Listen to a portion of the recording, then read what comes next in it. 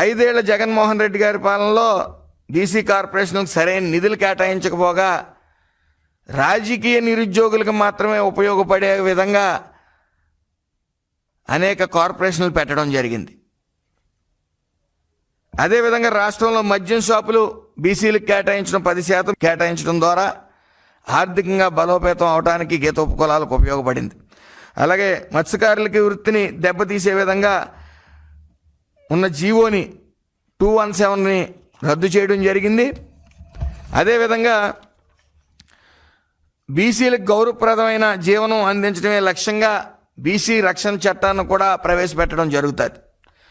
జగన్మోహన్ రెడ్డి హయాంలో రద్దు చేసిన ఆదరణ పథకం మళ్ళీ ఈ ప్రభుత్వం అధికారంలోకి వచ్చిన తర్వాత సుమారు 1000 కోట్ల బడ్జెట్ కేటాయించడం జరిగింది.